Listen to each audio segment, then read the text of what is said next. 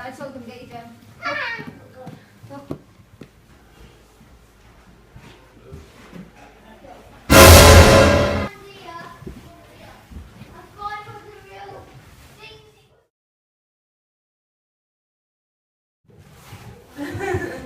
Ready? Yep.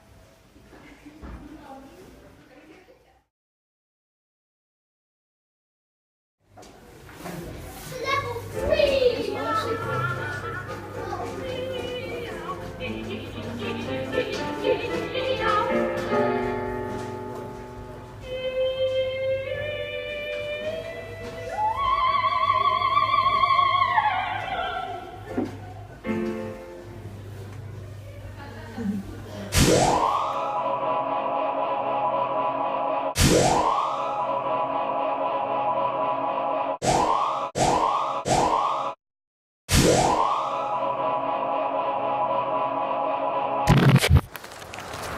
And the reason that we say inside the Camera Obscura is because we're all actually inside it right now. This entire room and the tower that sits on top of it are the two parts which make up the Camera Obscura. It is very large, but if you'd like to lean in quite close and look straight up our tower there, you can actually see the face of the lenses that we use to produce our image. One at a time. It's quite a big group today, don't headbutt each other.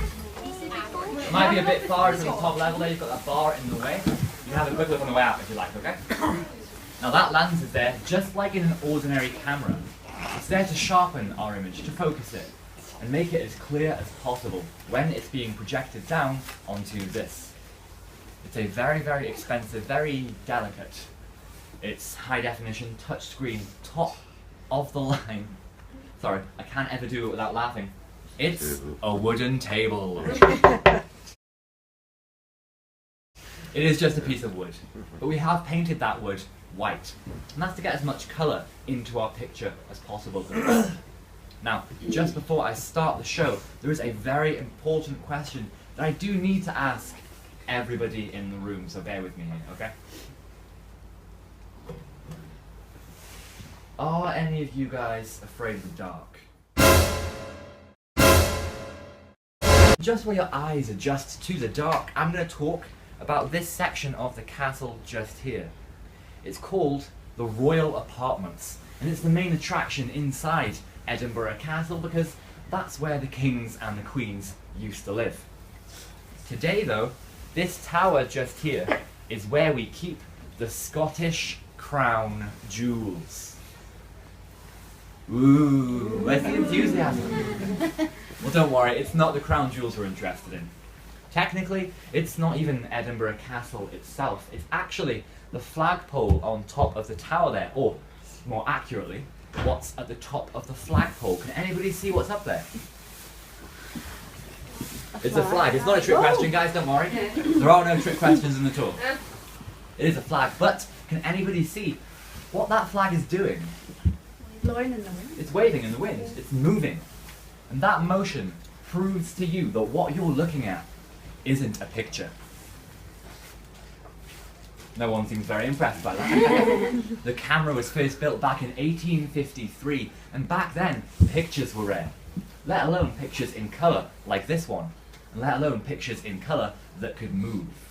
And what you're looking at isn't a picture, it is in fact a live image, and that's because it's produced using natural daylight and a mirror that sits at the very top of our tower.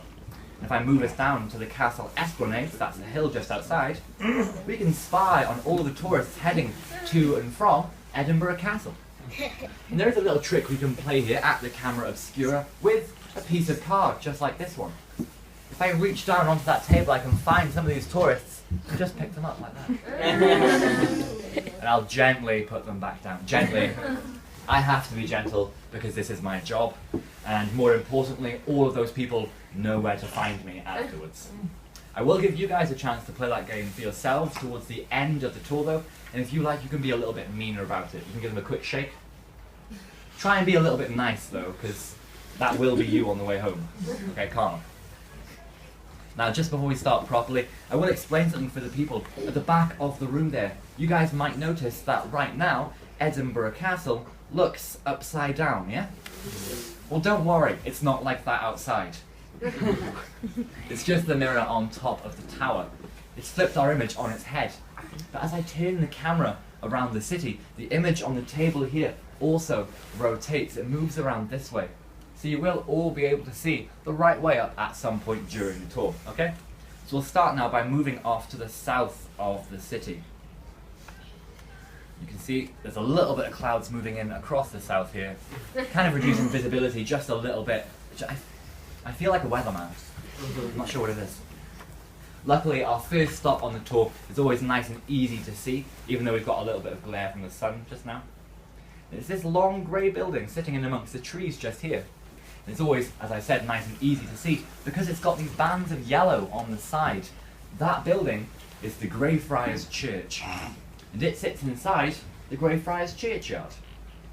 There's a very interesting story that goes along with the churchyard, and that's the story of Greyfriars Bobby. Is anybody in the room familiar with that story? Yes. Yeah, do you want to tell it for me?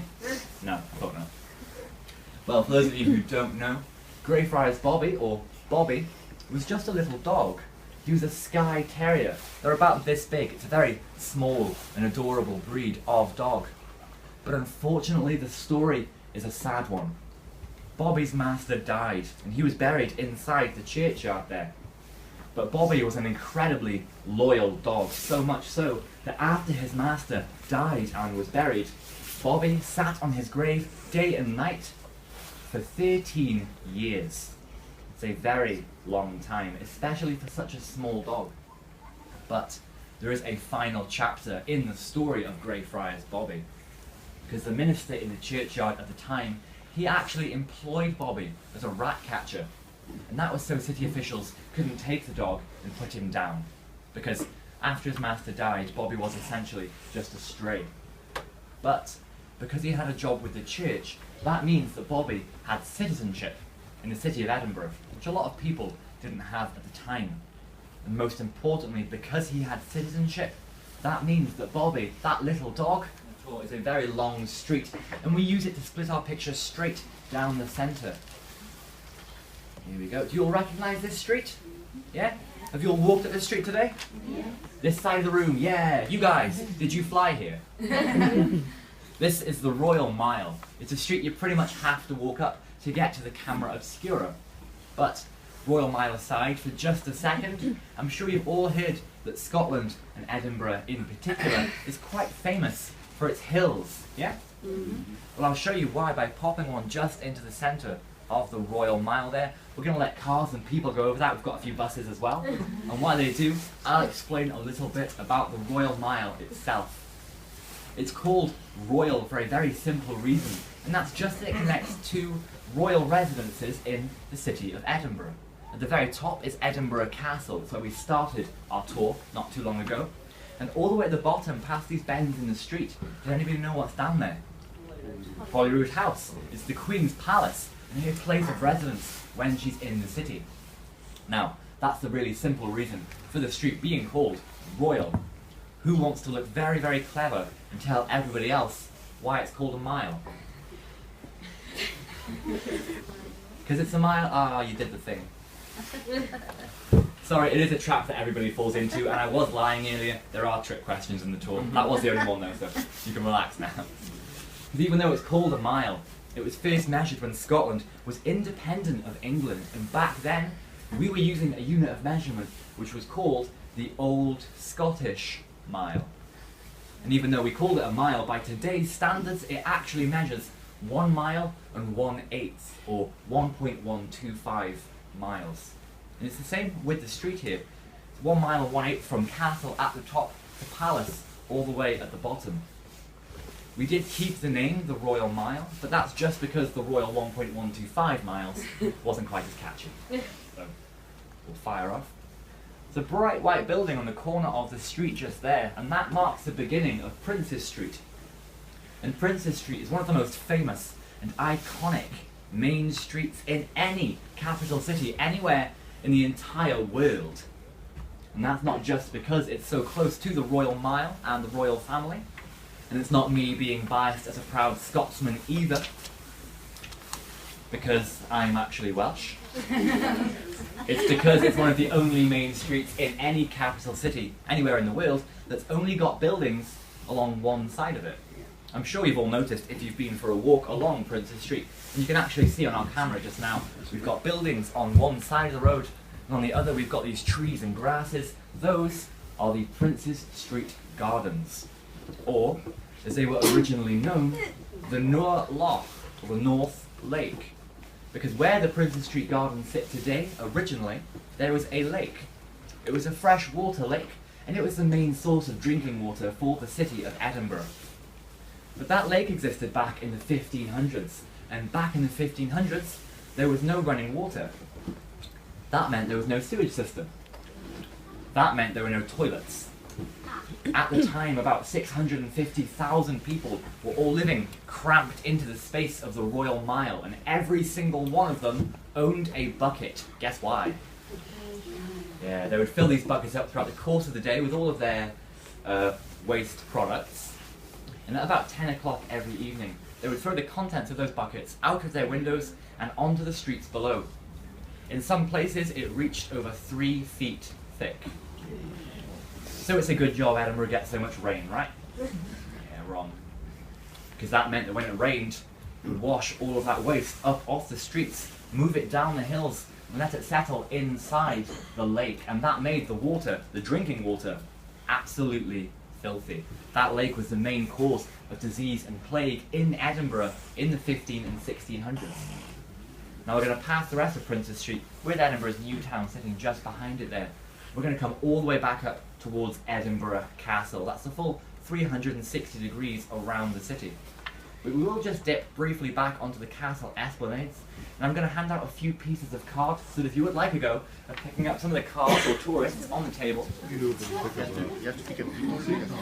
So much for being nice. I might pick up a car. Careful, so you don't want to break the windows. Careful. Were there no questions at all, guys? Yeah, this is it. I'm going to get